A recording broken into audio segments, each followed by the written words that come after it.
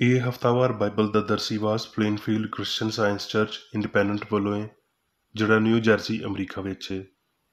ਹੋਰ ਮਾਲੂਮਾਤ ਲਈ ਤੁਸੀਂ ਸਾਡੀ ਵੈਬਸਾਈਟ ਵੇਖੋ www.plainfieldcs.com। ਇਹ ਸਬਕ 7 ਫਰਵਰੀ 2021 ਐਤਵਾਰ ਦੇ ਦਿਨ ਹਫ਼ਤੇ ਦੇ ਅਖੀਰ ਉੱਤੇ ਤੁਹਾਡੇ ਪੜ੍ਹਨ ਲਈ ਤਿਆਰ ਕੀਤਾ ਗਿਆ ਹੈ। ਮਜ਼ਮੂਨ, ਰੂਹ, ਸੁਨਹਿਰੀ ਮਤਨ, ਜ਼ਕਰੀਆ। ਨਾ ਤੇ ਜ਼ੋਰ ਨਾਲ, ਨਾ ਤਵਾਨਾਈ ਨਾਲ, ਬਲਕਿ ਮੇਰੀ ਰੂਹ ਨਾਲ ਰੱਬੁਲ ਅਫਵਾਜ ਆਖਦਾ ਹੈ। ਜਵਾਬੀ ਪੜ੍ਹਾਈ। ਗ੍ਰੰਥੀਓਂ, ਗਲੇਤੀਓਂ। ਪਰ ਜਿਵੇਂ ਲਿਖਿਆ ਏ ਉਂਝ ਹੀ ਹੋਇਆ ਵੀ ਜਿਹੜੀਆਂ ਸ਼ੈਵਾਂ ਨਾ ਅੱਖੀਆਂ ਨੇ ਵੇਖੀਆਂ, ਨਾ ਕੰਨਾਂ ਨੇ ਸੁਣੀਆਂ, ਨਾ ਆਦਮੀ ਦੇ ਦਿਲ ਵਿੱਚੋਂ ਆਈਆਂ, ਉਹ ਸਾਰੀਆਂ ਰੱਬ ਨੇ ਆਪਣੇ ਪਿਆਰ ਕਰਨ ਵਾਲਿਆਂ ਲਈ ਤਿਆਰ ਕਰ ਦਿੱਤੀਆਂ। ਪਰ ਸਾਡੇ ਉੱਤੇ ਰੱਬ ਨੇ ਉਹਨਾਂ ਨੂੰ ਰੂਹ ਪਾਰੋਂ ਜ਼ਾਹਿਰ ਕੀਤਾ, ਕਿਉਂ ਜੇ ਰੂਹ ਸਾਰੀਆਂ ਗੱਲਾਂ ਬਲਕਿ ਰੱਬ ਦੀਆਂ ਤਹਿ ਦੀਆਂ ਗੱਲਾਂ ਵੀ ਦਰਿਆਫਤ ਕਰ ਲੈਂਦਾ ਹੈ। ਪਰ ਮੈਂ ਇਹ ਆਖਦਾ ਵਾਂ ਭਈ ਰੂਹ ਦੇ ਮੁਆਫਿਕ ਚੱਲੋ ਤੇ ਬਦਨ ਦੀ ਖਵਾਹਿਸ਼ ਨੂੰ ਹਰਗਿਜ਼ ਪੂਰਾ ਨਾ ਕਰੋਗੇ, ਕਿਉਂ ਜੇ ਬਦਨ ਰੂਹ ਦੇ ਖਿਲਾਫ ਖਵਾਹਿਸ਼ ਕਰਦਾ ਏ ਤੇ ਰੂਹ ਬਦਨ ਦੇ ਖਿਲਾਫ, ਤੇ ਇਹ ਇੱਕ ਦੂਜੇ ਦੇ ਮੁਖਾਲਫ ਨੇ, ਤਾਂ ਜੋ ਤੁਸੀਂ ਚਾਹੁੰਦੇ ਹੋ ਉਹ ਨਾ ਕਰੋ। ਤੇ ਜੇ ਤੁਸੀਂ ਰੂਹ ਦੀ ਹਦਾਇਤ ਨਾਲ ਟੁਰਦੇ ਹੋ ਤੇ ਸ਼ਰੀਅਤ ਦੇ ਮਾਤਹਿਤ ਨਹੀਂ ਰਹੇ। ਪਰ ਰੂਹ ਦਾ ਫਲ ਮੁਹੱਬਤ, ਖੁਸ਼ੀ, ਨੇਕੀ, ਤਹਮਲ, ਮਿਹਰਬਾਨੀ, ਨੇਕੀ, ਇਮਾਨਦਾਰੀ, ਹਿਲਮ, ਪਰਹੇਜ਼ਗਾਰੀ ਏ। ਇੱਦਾਂ ਦੇ ਕੰਮਾਂ ਦੀ ਕੋਈ ਸ਼ਰੀਅਤ ਮੁਖਾਲਫ ਨਹੀਂ। ਦਰਸੀਵਾਜ਼ ਬਾਈਬਲ ਵਿੱਚੋਂ ਜ਼ਬੂਰ। ਐ ਖੁਦਾਵੰਦ, ਮੇਰੀ ਦੁਆ ਸੁਣ, ਮੇਰੀ ਇਲਤਜਾ ਵੱਲ ਕੰਨ ਲਾ, ਆਪਣੀ ਵਫਾ ਤੇ ਸੱਚਾਈ ਵਿੱਚ ਮੈਨੂੰ ਜਵਾਬ ਦੇ। ਮੈਨੂੰ ਸਿਖਾ ਭਈ ਮੈਂ ਤੇਰੀ ਮਰਜ਼ੀ ਉੱਤੇ ਚੱਲਾਂ, ਇਸ ਲਈ ਵੀ ਤੂੰ ਮੇਰਾ ਰੱਬ ਏ। ਤੇਰੀ ਨੇਕ ਰੂਹ ਮੈਨੂੰ ਰਾਸਤੀ ਦੇ ਮੁਲਕ ਵਿੱਚ ਲੈ ਜਾਵੇ। ਗ੍ਰੰਥੀਓਂ, ਕਿਉਂ ਜੇ ਅਸੀਂ ਸਾਰਿਆਂ ਨੇ, ਭਾਵੇਂ ਯਹੂਦੀ ਹੋਵੇ, ਭਾਵੇਂ ਯੂਨਾਨੀ, ਭਾਵੇਂ ਗੁਲਾਮ ਹੋਵੇ, ਭਾਵੇਂ ਆਜ਼ਾਦ, ਇੱਕ ਹੀ ਰੂਹ ਦੇ ਰਾਹੀਂ ਇੱਕ ਬਦਨ ਦੇ ਹੋਣ ਲਈ ਬਪਤਿਸਮਾ ਲਿਆ, ਤੇ ਸਾਨੂੰ ਸਾਰਿਆਂ ਨੂੰ ਇੱਕ ਹੀ ਰੂਹ ਪਿਲਾਇਆ ਗਿਆ ਹੈ। ਮਰਕਸ। ਤੇ ਉਹਨਾਂ ਦਿਨਾਂ ਵਿੱਚ ਇੰਜ ਹੋਇਆ ਭਈ ਯਿਸੂ ਨੇ ਗਲੀਲ ਦੇ ਨਾਸਰਤ ਵਿੱਚੋਂ ਆ ਕੇ ਯਰਦਨ ਵਿੱਚ ਯੂਹੰਨਾ ਤੋਂ ਬਪਤਿਸਮਾ ਲਿਆ। ਤੇ ਜਦੋਂ ਉਹ ਪਾਣੀ ਵਿੱਚੋਂ ਨਿਕਲ ਕੇ ਉੱਤੇ ਆਇਆ, ਤੇ ਉਸੇ ਵੇਲੇ ਉਹਨੇ ਅਸਮਾਨ ਨੂੰ ਫਟਦਿਆਂ ਤੇ ਰੂਹ ਨੂੰ ਕਬੂਤਰ ਵਾਂਗਰ ਆਪਣੇ ਉੱਤੇ ਉਤਰਦਿਆਂ ਵੇਖਿਆ। ਤੇ ਅਸਮਾਨ ਵਿੱਚੋਂ ਆਵਾਜ਼ ਆਈ ਭਈ ਤੂੰ ਮੇਰਾ ਪਿਆਰਾ ਪੁੱਤਰ ਏ, ਤੇ ਇੱਥੋਂ ਮੈਂ ਖੁਸ਼ ਹਾਂ। ਲੂਕਾ। ਫਿਰ ਯਿਸੂ ਰੂਹ ਦੀ ਕੂਵਤ ਨਾਲ ਭਰਿਆ ਹੋਇਆ ਗਲੀਲ ਵਿੱਚ ਪਰਤ ਕੇ ਆਇਆ, ਤੇ ਚਾਰੋਂ ਪਾਸੇ ਉਹਦੀ ਧੁੰਮ ਮੱਚ ਗਈ। ਤੇ ਉਹ ਉਹਨਾਂ ਦੇ ਇਬਾਦਤਖਾਨੇ ਵਿੱਚ ਤਾਲੀਮ ਦਿੰਦਾ ਰਿਹਾ, ਤੇ ਸਾਰੇ ਉਹਦੀ ਵਡਿਆਈ ਕਰਦੇ ਰਹੇ। ਤੇ ਇਬਾਦਤਖਾਨੇ ਵਿੱਚ ਇੱਕ ਬੰਦਾ ਸੀ ਜਿਹਦੇ ਵਿੱਚ ਨਾਪਾਕ ਦਿਓ ਦੀ ਇੱਕ ਰੂਹ ਸੀ। ਉਹ ਬਹੁਤ ਉੱਚੀ ਆਵਾਜ਼ ਨਾਲ ਬੋਲਿਆ ਭਈ ਐ ਯਿਸੂ ਨਾਸਰੀ, ਸਾਨੂੰ ਤੇਰੇ ਨਾਲ ਕੀ ਕੰਮ? ਕੀ ਤੂੰ ਸਾਨੂੰ ਹਲਾਕ ਕਰਨ ਲਈ ਆਇਆ ਹੈ? ਮੈਂ ਤੈਨੂੰ ਜਾਣਦਾ ਵਾਂ ਭਈ ਤੂੰ ਕੌਣ ਹੈ, ਰੱਬ ਦਾ ਕਦੂਸ। ਯਿਸੂ ਨੇ ਉਹਨੂੰ ਝਿੜਕ ਕੇ ਆਖਿਆ, ਚੁੱਪ ਰਹਿ ਤੇ ਉਹਦੇ ਵਿੱਚੋਂ ਨਿਕਲ ਜਾ। ਤੇ ਬਦਰੂ ਉਹਦੇ ਅੰਦਰੋਂ ਉਹਨੂੰ ਮਰੋੜ ਕੇ ਕੁਝ ਨੁਕਸਾਨ ਪਹੁੰਚਾਏ ਬਗੈਰ ਨਿਕਲ ਗਈ। ਤੇ ਸਾਰੇ ਹੈਰਾਨ ਹੋ ਕੇ ਆਪਸ ਵਿੱਚ ਆਖਣ ਲੱਗ ਪਏ ਭਈ ਇਹ ਕਿਵੇਂ ਦਾ ਕਲਾਮ ਹੈ, ਕਿਉਂ ਜੇ ਉਹ ਇਖਤਿਆਰ ਤੇ ਕੁਦਰਤ ਨਾਲ ਨਾਪਾਕ ਰੂਹਾਂ ਨੂੰ ਹੁਕਮ ਦਿੰਦਾ ਏ ਤੇ ਉਹ ਨਿਕਲ ਜਾਂਦੀਆਂ ਨੇ। ਮੱਤੀ। ਉਸ ਵੇਲੇ ਲੋਕੀ ਉਹਦੇ ਕੋਲ ਇੱਕ ਅੰਨੇ ਗੁੰਗੇ ਨੂੰ ਲੈ ਆਏ ਜਿਹਦੇ ਵਿੱਚ ਬਦਰੂ ਸੀ। ਉਹਨੇ ਉਹਨੂੰ ਚੰਗਾ ਕਰ ਦਿੱਤਾ। ਇਹ ਸਾਰਾ ਗੁੰਗਾ ਬੋਲਣ ਤੇ ਵੇਖਣ ਲੱਗ ਗਿਆ, ਤੇ ਸਾਰਾ ਜੱਥਾ ਹੈਰਾਨ ਹੋ ਕੇ ਆਖਣ ਲੱਗ ਗਿਆ ਭਈ ਇਹ ਦਾਊਦ ਦਾ ਪੁੱਤਰ ਹੈ। ਫਰੀਸੀਆਂ ਨੇ ਸੁਣ ਕੇ ਆਖਿਆ ਭਈ ਇਹ ਬਦਰੂਆਂ ਦੇ ਸਰਦਾਰ ਬਿਲਜ਼ਬੂਲ ਦੀ ਮਦਦ ਤੋਂ ਬਗੈਰ ਬਦਰੂਆਂ ਨੂੰ ਨਹੀਂ ਕੱਢਦਾ। ਉਹਨੇ ਉਹਨਾਂ ਦੇ ਖਿਆਲਾਂ ਨੂੰ ਜਾਣ ਕੇ ਉਹਨਾਂ ਨੂੰ ਆਖਿਆ, ਜਿਸ ਬਾਦਸ਼ਾਹੀ ਵਿੱਚ ਫੁੱਟ ਪੈਂਦੀ ਏ ਉਹ ਵੀਰਾਨ ਹੋ ਜਾਂਦੀ ਏ, ਤੇ ਜਿਸ ਸ਼ਹਿਰ ਜਾਂ ਘਰ ਵਿੱਚ ਫੁੱਟ ਪਵੇਗੀ ਉਹ ਕਾਇਮ ਨਾ ਰਵੇਗਾ। ਤੇ ਜੇ ਸ਼ੈਤਾਨ ਨੇ ਹੀ ਸ਼ੈਤਾਨ ਨੂੰ ਕੱਢਿਆ ਤੇ ਉਹ ਆਪ ਆਪਣਾ ਮੁਖਾਲਫ ਹੋ ਗਿਆ, ਫਿਰ ਉਹਦੀ ਬਾਦਸ਼ਾਹੀ ਕਿਉਂ ਕਾਇਮ ਰਵੇਗੀ? ਤੇ ਜੇ ਮੈਂ ਬਿਲਜ਼ਬੂਲ ਦੀ ਮਦਦ ਨਾਲ ਬਦਲੂਆਂ ਨੂੰ ਕੱਢਦਾ ਵਾਂ ਤੇ ਤੁਹਾਡੇ ਪੁੱਤਰ ਕਿਹਦੀ ਮਦਦ ਨਾਲ ਕੱਢਦੇ ਨੇ? ਇਸ ਲਈ ਉਹ ਹੀ ਤੁਹਾਡੇ ਮੁਨਸਫ ਹੋਣਗੇ। ਪਰ ਜੇ ਮੈਂ ਰੱਬ ਦੇ ਰੂਹ ਦੀ ਮਦਦ ਨਾਲ ਰੂਹਾਂ ਨੂੰ ਕੱਢਦਾ ਵਾਂ ਤੇ ਰੱਬ ਦੀ ਬਾਦਸ਼ਾਹੀ ਤੁਹਾਡੇ ਕੋਲ ਅੱਪੜ ਗਈ ਏ। ਯੋਹੰਨਾ, ਜ਼ਿੰਦਾ ਕਰਨ ਵਾਲੀ ਤੇ ਰੂਹ ਏ, ਬਦਨ ਦਾ ਕੋਈ ਫਾਇਦਾ ਨਹੀਂ। ਜਿਹੜੀਆਂ ਗੱਲਾਂ ਮੈਂ ਤੁਹਾਨੂੰ ਆਖੀਆਂ ਨੇ ਉਹ ਰੂਹ ਨੇ ਤੇ ਹਯਾਤੀ ਵੀ ਨੇ। ਕਰੰਥੀਓ, ਅਸੀਂ ਮਸੀਹ ਦੇ ਰਾਹੀਂ ਰੱਬ ਉੱਤੇ ਇੰਜ ਦਾ ਹੀ ਭਰੋਸਾ ਰੱਖਦੇ ਹਾਂ। ਇਹ ਨਹੀਂ ਵੀ ਆਪਣੇ ਆਪ ਅਸੀਂ ਇਹਦੇ ਲਾਇਕ ਹਾਂ, ਵੀ ਆਪਣੇ ਵੱਲੋਂ ਕੁਝ ਖਿਆਲ ਵੀ ਕਰ ਸਕੀਏ, ਬਲਕਿ ਸਾਡੀ ਲਿਆਕਤ ਰੱਬ ਵੱਲੋਂ ਏ, ਜਿਨ੍ਹੇ ਸਾਨੂੰ ਨਵੇਂ ਅਹਿਦ ਦੇ ਖਾਦਮ ਹੋਣ ਦੇ ਲਾਇਕ ਵੀ ਕੀਤਾ। ਲਫ਼ਜ਼ਾਂ ਦੇ ਖਾਦਮ ਨਹੀਂ, ਬਲਕਿ ਰੂਹ ਦੇ, ਕਿਉਂ ਜੇ ਲਫ਼ਜ਼ ਮਾਰ ਦਿੰਦੇ ਨੇ ਪਰ ਰੂਹ ਜਿਉਂਦਿਆਂ ਕਰਦੀ ਏ। ਤੇ ਉਹ ਖੁਦਾਵੰਦ ਰੂਹ ਏ, ਤੇ ਜਿੱਥੇ ਕਿਤੇ ਖੁਦਾਵੰਦ ਦਾ ਰੂਹ ਏ ਉੱਥੇ ਆਜ਼ਾਦੀ ਏ। ਪਰ ਜਦੋਂ ਸਾਡੇ ਸਾਰਿਆਂ ਦੇ ਬੇਗੁਨਾਹ ਮੁਖੜਿਆਂ ਤੋਂ ਰੱਬ ਦਾ ਜਲਾਲ ਇਸ ਤਰ੍ਹਾਂ ਮੁਨਕਸ ਹੁੰਦਾ ਏ ਜਿਵੇਂ ਸ਼ੀਸ਼ੇ ਵਿੱਚੋਂ ਹੁੰਦਾ ਏ, ਤੇ ਉਸ ਖੁਦਾਵੰਦ ਦੇ ਰਾਹੀਂ ਜਿਹੜਾ ਰੂਹ ਏ, ਅਸੀਂ ਉਸੇ ਜਲਾਲੀ ਸ਼ਕਲ ਵਿੱਚ ਦਰਜਾ ਬਦਰਜਾ ਬਦਲਦੇ ਜਾਂਦੇ ਹਾਂ। ਕਰੰਥੀਓ, ਕਿਉਂ ਜੇ ਅਸੀਂ ਜਾਣਦੇ ਹਾਂ ਕਿ ਜਦੋਂ ਸਾਡੇ ਖੈਮੇ ਦਾ ਘਰ ਜਿਹੜਾ ਧਰਤੀ ਉੱਤੇ ਸੁੱਟ ਦਿੱਤਾ ਜਾਵੇਗਾ ਤੇ ਸਾਨੂੰ ਰੱਬ ਵੱਲੋਂ ਅਸਮਾਨ ਉੱਤੇ ਇੱਕ ਅਜਿਹੀ ਇਮਾਰਤ ਮਿਲੇਗੀ ਜਿਹੜੀ ਹੱਥ ਦਾ ਬਣਿਆ ਹੋਇਆ ਘਰ ਨਹੀਂ ਬਲਕਿ ਅਬਦੀ ਏ। ਇਸ ਲਈ ਅਸੀਂ ਇਹਦੇ ਵਿੱਚ ਕਰਾਹਨੇ ਹਾਂ ਤੇ ਵੱਡੀ ਉਮੀਦ ਰੱਖਦੇ ਹਾਂ ਵੀ ਆਪਣੇ ਅਸਮਾਨੀ ਘਰ ਨਾਲ ਮੁਲੱਬਸ ਹੋ ਜਾਈਏ, ਤਾਂ ਜੋ ਮੁਲੱਬਸ ਹੋਣ ਦੇ ਪਾਰੋਂ ਨੰਗੇ ਨਾ ਪਾਏ ਜਾਈਏ। ਕਿਉਂ ਜੇ ਅਸੀਂ ਇਸ ਖੈਮੇ ਵਿੱਚ ਰਹਿ ਕੇ ਬੋਝ ਦੇ ਮਾਰੇ ਕਰਾਹਨੇ ਹਾਂ, ਇਸ ਲਈ ਨਹੀਂ ਵੀ ਇਹ ਕੱਪੜੇ ਲਾਉਣਾ ਚਾਹੁੰਦੇ ਹਾਂ, ਬਲਕਿ ਇਹਦੇ ਉੱਤੇ ਹੋਰ ਪਾਉਣਾ ਚਾਹੁੰਦੇ ਹਾਂ, ਤਾਂ ਜੋ ਉਹ ਜਿਹੜਾ ਫਾਨੀ ਏ ਹਯਾਤੀ ਵਿੱਚ ਗਰਕ ਹੋ ਜਾਵੇ। ਤੇ ਜਿਨ੍ਹੇ ਸਾਨੂੰ ਇਸ ਗੱਲ ਲਈ ਤਿਆਰ ਕੀਤਾ ਉਹ ਰੱਬ ਏ, ਤੇ ਉਹਨੇ ਹੀ ਰੂਹ ਬਿਆਨੇ ਵਿੱਚ ਦਿੱਤੀ। ਇਸ ਲਈ ਹਮੇਸ਼ਾ ਸਾਡੀ ਖਾਤਰ ਜਮ੍ਹਾਂ ਰਹਿੰਦੀ ਏ ਤੇ ਇਹ ਜਾਣਦੇ ਹਾਂ ਵੀ ਜਦੋਂ ਤੀਕਰ ਅਸੀਂ ਬਦਨ ਦੇ ਵਤਨ ਵਿੱਚ ਹਾਂ, ਖੁਦਾਵੰਦ ਦੇ ਵਤਨ ਤੋਂ ਜਲਾ ਵਤਨ ਹਾਂ। ਕਿਉਂ ਜੇ ਅਸੀਂ ਈਮਾਨ ਉੱਤੇ ਟੁਰਦੇ ਹਾਂ, ਨਾ ਵੀ ਅੱਖੀਆਂ ਦੇ ਵੇਖੇ ਉੱਤੇ। ਇਸ ਲਈ ਸਾਡੀ ਖਾਤਰ ਜਮ੍ਹਾਂ ਏ ਤੇ ਸਾਨੂੰ ਬਦਨ ਦੇ ਵਤਨ ਤੋਂ ਵੱਖ ਹੋ ਕੇ ਖੁਦਾਵੰਦ ਦੇ ਵਤਨ ਵਿੱਚ ਰਹਿਣਾ ਬਹੁਤਾ ਮਨਜ਼ੂਰ ਏ। ਰੋਮੀਓ, ਇਸ ਲਈ ਹੁਣ ਜਿਹੜੇ ਮਸੀਹ ਯਿਸੂ ਵਿੱਚ ਨੇ ਉਹਨਾਂ ਉੱਤੇ ਸਜ਼ਾ ਦਾ ਹੁਕਮ ਨਹੀਂ, ਕਿਉਂ ਜੇ ਹਯਾਤੀ ਦੇ ਰੂਹ ਦੀ ਸ਼ਰੀਅਤ ਨੇ ਮਸੀਹ ਯਿਸੂ ਵਿੱਚ ਮੈਨੂੰ ਪਾਪ ਤੇ ਮੌਤ ਦੀ ਸ਼ਰੀਅਤ ਤੋਂ ਆਜ਼ਾਦ ਕਰ ਦਿੱਤਾ। ਇਸ ਲਈ ਵੀ ਜਿਹੜਾ ਕੰਮ ਸ਼ਰੀਅਤ ਜਿਸਮ ਦੇ ਭਾਰੋਂ ਮਾੜੀ ਹੋ ਕੇ ਨਾ ਕਰ ਸਕੀ ਉਹ ਰੱਬ ਨੇ ਕੀਤਾ, ਯਾਨੀ ਉਹਨੇ ਆਪਣੇ ਪੁੱਤਰ ਨੂੰ ਪਾਪ ਆਲੂਦ ਜਿਸਮ ਦੀ ਸੂਰਤ ਵਿੱਚ ਤੇ ਪਾਪ ਦੀ ਕੁਰਬਾਨੀ ਲਈ ਘੱਲ ਕੇ ਜਿਸਮ ਵਿੱਚ ਪਾਪ ਦੀ ਸਜ਼ਾ ਦਾ ਹੁਕਮ ਦਿੱਤਾ, ਤਾਂ ਜੋ ਸ਼ਰੀਅਤ ਦਾ ਤਕਾਜ਼ਾ ਸਾਡੇ ਵਿੱਚ ਪੂਰਾ ਹੋਵੇ, ਜਿਹੜੇ ਜਿਸਮ ਦੇ ਮੁਤਾਬਕ ਨਹੀਂ ਬਲਕਿ ਰੂਹ ਦੇ ਮੁਤਾਬਕ ਚੱਲਦੇ ਹਾਂ।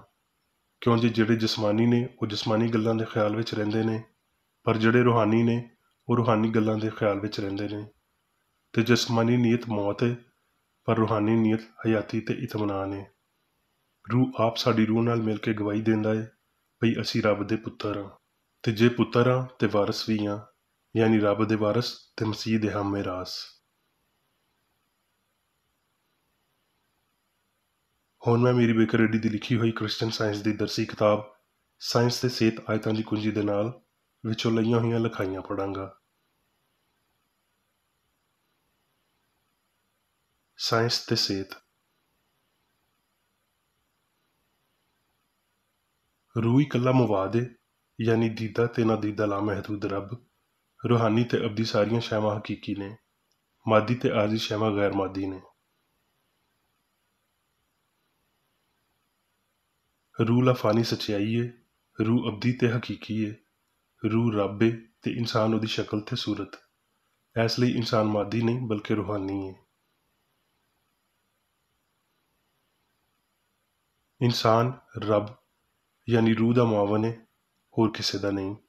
ਰੱਬ ਦਾ ਹੋਣਾ ਲਾਮਤਨਾਹੀ, ਆਜ਼ਾਦੀ, ਹਮ ਆਹੰਗੀ ਤੇ ਬਹੁਤ ਜ਼ਿਆਦਾ ਸਕੂਨ ਦਾ ਹੋਣਾ ਏ।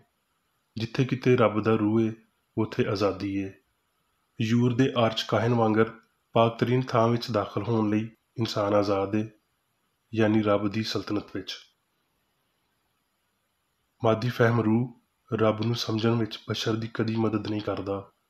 ਬਸ ਰੂਹਾਨੀ ਫਹਿਮ ਦੇ ਰਾਹੀਂ ਇਨਸਾਨ ਖੁਦਾਈ ਨੂੰ ਸਮਝਦਾ ਏ ਤੇ ਉਹਦੇ ਨਾਲ ਪਿਆਰ ਕਰਦਾ ਏ। रूह उस फहम तो आगाह करदी है जिहड़ी शाउर नूं ਉੱਚਾ करदी ते सच्चाई ਵੱਲ रहनुमाई दिंदी है। रूहानी हिस्स रूहानी नेकी ਦਾ ਸ਼ਾਉਰ ਹੈ। ਫਹਿਮ ਅਸਲੀ ਤੇ ਗੈਰ ਅਸਲੀ ਦੇ ਵਿਚਕਾਰ ਹੱਦਬੰਦੀ ਦੀ ਲਕੀਰ ਹੈ। रूहानी फहम सियान यानी हयाती सच्चाई ਤੇ ਮੁਹੱਬਤ ਨੂੰ ਖੋਲ੍ਹਦਾ ਹੈ ਤੇ ਇਲਾਹੀ ਹਿੱਸ ਨੂੰ ਕ੍ਰਿਸਚਨ ਸਾਇੰਸ ਵਿੱਚ ਸੰਸਾਰ ਦਾ रूहानी ਸਬੂਤ ਦਿੰਦਿਆਂ ਹੋਏ ਜ਼ਾਹਿਰ ਕਰਦਾ ਹੈ। ਇਹ ਫਹਿਮ ਸ਼ਾਉਰੀ ਨਹੀਂ ਹੈ, ਮੁਹੱਕਕਾਨਾ ਹਾਸਲਾਤਾਂ ਦਾ ਨਤੀਜਾ ਨਹੀਂ ਹੈ। ਇਹ ਚਾਨਣ ਵਿੱਚ ਲਿਆਂਦਿਆਂ ਹੋਏ ਸਾਰੀਆਂ ਸ਼ੈਵਾਂ ਦੀ ਅਸਲੀਅਤ ਹੈ। ਯਿਸੂ ਦੇ रूहानी ਅਸਲ ਤੇ ਉਹਦੇ ਵੱਲੋਂ ਇਲਾਹੀ ਅਸੂਲ ਦੇ ਇਜ਼ਹਾਰ ਨੇ ਉਹਨੂੰ ਸਾਇੰਸ ਵਿੱਚ ਪੁੱਤਰ ਹੋਣ ਦਾ ਰੁਤਬਾ ਦਿੱਤਾ ਤੇ ਪੂਰੇ ਤੌਰ ਤੇ ਦਿੱਤਾ। ਲੋਕਾਂ ਦੇ ਮੁਖਾਲਫ ਤੇ ਝੂਠੇ ਨਜ਼ਰੀਆਂ ਨੇ ਮਸੀਹ ਦੀ ਰੱਬ ਦੇ ਨਾਲ ਹਯਾਤੀ ਨੂੰ ਉਹਨਾਂ ਦੇ ਫਹਿਮ ਤੋਂ ਲੁਕੋ ਕੇ ਰੱਖਿਆ। ਉਹ ਉਹਦੀ रूहानी ਵਜੂਦੀਅਤ ਦਾ ਸ਼ਊਰ ਨਾ ਪਾ ਸਕੇ। ਉਹਨਾਂ ਦੇ ਬਦਨੀ ਜ਼ੇਨ ਇਹਦੇ ਨਾਲ ਵੈਰ ਰੱਖਦੇ ਸੀ। ਉਹਨਾਂ ਦੇ ਖਿਆਲ ਰੱਬ ਦੇ ਉਸ रूहानी ਨਜ਼ਰੀਏ ਦੀ ਬਜਾਏ ਜਿਹਨੂੰ ਮਸੀਹ ਯਿਸੂ ਨੇ ਪੇਸ਼ ਕੀਤਾ ਫਾਨੀ ਗਲਤੀ ਨਾਲ ਭਰੇ ਹੋਏ ਸੀ। ਰੱਬ ਦੀ ਸੂਰਤ ਜਿਹਨੂੰ ਅਸੀਂ ਪਾਪ ਦੇ ਪਾਰੋਂ ਨਜ਼ਰ ਅੰਦਾਜ਼ ਕਰ ਦਿੰਦੇ ਹਾਂ, ਜਿਹੜੀ ਸੱਚਾਈ ਦੇ रूहानी ਫਹਿਮ ਉੱਤੇ ਪਰਦਾ ਪਾਉਂਦੀ ਏ, ਤੇ ਅਸੀਂ ਇਸ ਸੂਰਤ ਨੂੰ ਬਸ ਉਸ ਵੇਲੇ ਸਮਝਦੇ ਹਾਂ ਜਦੋਂ ਅਸੀਂ ਪਾਪ ਦੇ ਅਸਰ ਹੇਠਾਂ ਹੁੰਦੇ ਹਾਂ ਤੇ ਇਹਨੂੰ ਇਨਸਾਨ ਦੀ ਵਿਰਾਸਤ ਸਾਬਤ ਕਰਦੇ ਹਾਂ, ਯਾਨੀ ਰੱਬ ਦੇ ਪੁੱਤਰਾਂ ਦੀ ਆਜ਼ਾਦੀ ਮੰਨਦੇ ਹਾਂ। ਯਿਸੂ ਦੇ रूहानी ਅਸਲ ਤੇ ਸਮਝ ਨੇ ਉਹਨੂੰ ਹਸਤੀ ਦੀਆਂ ਅਸਲੀਤਾਂ ਜ਼ਾਹਿਰ ਕਰਨ ਦੇ ਨਾਕਾਬਲੇ ਤਰਦੀਦ ਤੌਰ ਤੇ ਇਹ ਸਾਬਤ ਕਰਨ ਦੇ ਕਾਬਲ ਬਣਾਇਆ ਵੀ ਕਿਵੇਂ रूहानी ਸੱਚਾਈ ਮਾਦੀ ਗਲਤੀ ਨੂੰ ਤਬਾਹ ਕਰਦੀ ਏ, ਬਿਮਾਰੀ ਨੂੰ ਠੀਕ ਕਰਦੀ ਏ ਤੇ ਮੌਤ ਨੂੰ ਜਿੱਤ ਲੈਂਦੀ ਏ। ਇਨਸਾਨੀ ਛਬੀ ਅਪਣਾਉਂਦਿਆਂ ਹੋਏ, ਯਾਨੀ ਜਿਵੇਂ ਕੋਈ ਫਾਨੀ ਨਜ਼ਰ ਨੂੰ ਵਿਖਾਲੀ ਦਿੰਦਾ ਏ, ਇਨਸਾਨੀ ਮਾਂ ਦੇ ਪੇਟ ਵਿੱਚ ਹਮਲ ਲੈਂਦਿਆਂ ਹੋਏ ਯਿਸੂ ਰੂਹ ਤੇ ਬਦਨ ਦੇ ਵਿਚਕਾਰ ਸੱਚਾਈ ਤੇ ਗਲਤੀ ਦੇ ਵਿਚਕਾਰ ਦਰਮਿਆਨੀ ਸੀ। ਇਲਾਹੀ ਸਾਇੰਸ ਦੀ ਰਾਹ ਨੂੰ ਵਾਜ਼ਿਆ ਕਰਦਿਆਂ ਤੇ ਜ਼ਾਹਿਰ ਕਰਦਿਆਂ ਹੋਏ ਉਹ ਉਹਨਾਂ ਸਾਰਿਆਂ ਲਈ ਮੁਕਤੀ ਦੀ ਰਾਹ ਬਣ ਗਿਆ ਜਿਨ੍ਹਾਂ ਨੇ ਉਹਦੇ ਕਲਾਮ ਨੂੰ ਕਬੂਲ ਕੀਤਾ। ਪੁਰਾਣੇ ਮਸੀਹੀ ਇਲਾਜ ਕਰਨ ਵਾਲੇ ਸੀ ਮਸੀਹਤ ਦਾ ਇਹ ਅੰਸਰ ਗਵਾਚ ਕਿਉਂ ਗਿਆ ਹੈ, ਕਿਉਂ ਜੇ ਸਾਡਾ ਮਜ਼ਹਬੀ ਨਿਜ਼ਾਮ ਘੱਟੋ ਘੱਟ ਸਾਡੇ ਤਿੱਬੀ ਨਿਜ਼ਾਮਾਂ ਦੇ ਹੇਠਾਂ ਆ ਗਿਆ ਹੈ। ਪਹਿਲੀ ਬੁੱਤ ਪ੍ਰਸਤੀ ਮਾਦੇ ਉੱਤੇ ਯਕੀਨ ਸੀ। ਸਕੂਲਾਂ ਨੇ ਖੁਦਾਈ ਉੱਤੇ ਈਮਾਨ ਦੀ ਬਜਾਏ ਮਨਸ਼ੀਆਤ ਦੇ ਫੈਸ਼ਨ ਉੱਤੇ ਈਮਾਨ ਨੂੰ ਵਧਾਇਆ ਹੈ। ਮਾਦੇ ਦੇ ਆਪਣੇ ਹੀ ਮੁਖਾਲਫ ਨੂੰ ਤਬਾਹ ਕਰਨ ਦਾ ਯਕੀਨ ਕਰਦਿਆਂ ਹੋਏ ਸਿਹਤ ਤੇ ਹਮਾਂਗੀ ਨੂੰ ਕੁਰਬਾਨ ਕਰ ਦਿੱਤਾ ਗਿਆ ਹੈ। ਇਸ ਤਰ੍ਹਾਂ ਦੇ ਨਿਜ਼ਾਮ रूहानी ਕੂਵਤ ਦੀ ਵਹਦਤ ਤੋਂ ਖਾਲੀ ਹੁੰਦੇ ਨੇ, ਜਿਹਦੇ ਪਾਰੋਂ ਮਾਦੀ ਸੋਚ ਸਾਇੰਸ ਦੀ ਗੁਲਾਮ ਬਣਾਈ ਜਾਂਦੀ ਏ ਤੇ ਮਜ਼ਹਬ ਮਸੀਹ ਵਾਂਗਰ ਬਣ ਜਾਂਦਾ ਹੈ। ਜਿੰਨਾ ਬਹੁਤਾ ਅਕੀਦਾ ਮਾਦੀ ਹੋਵੇਗਾ ਓਨੀ ਹੀ ਵਾਜ਼ਿਆ ਇਹਦੀ ਗਲਤੀ ਹੋਵੇਗੀ। ਜਦੋਂ ਤਿਕਰ ਪਈ ਇਲਾਹੀ ਰੂਹ ਆਪਣੀ ਸਲਤਨਤ ਵਿੱਚ ਆਲਾ ਤਰੀਨ ਸਾਰੇ ਮਾਦੇ ਉੱਤੇ ਗਾਲਬ ਨਹੀਂ ਆਉਂਦੀ ਤੇ ਇਨਸਾਨੀ ਰੂਹ ਦੀ ਸ਼ਬੀਹ ਆਪਣੀ ਅਸਲ ਹਸਤੀ ਵਿੱਚ ਨਹੀਂ ਪਾਈ ਜਾਂਦੀ। ਰੂਹ ਨੂੰ ਨਾ ਬੁਝਾਓ, ਨਬੂਵਤਾਂ ਦੀ ਹਕਾਰਤ ਨਾ ਕਰੋ। ਨਾਮ ਨਿਹਾਦ ਮਾਦੀ ਹਿੱਸਾਂ ਤੋਂ ਹਾਸਲ ਹੋਣ ਵਾਲਾ ਇਨਸਾਨੀ ਅਕੀਦਾ ਜਾਂ ਇਲਮ ਜਾਇਜ਼ ਮੰਤਕ ਦੇ ਪਾਰੋਂ ਇਨਸਾਨ ਨੂੰ ਮਿੱਟੀ ਦੇ ਹੱਲ ਹੋਣ ਵਾਲੇ ਜ਼ਰਿਆਂ ਦੇ ਨਾਲ ਤਬਾਹ ਕਰ ਦੇਵੇਗਾ।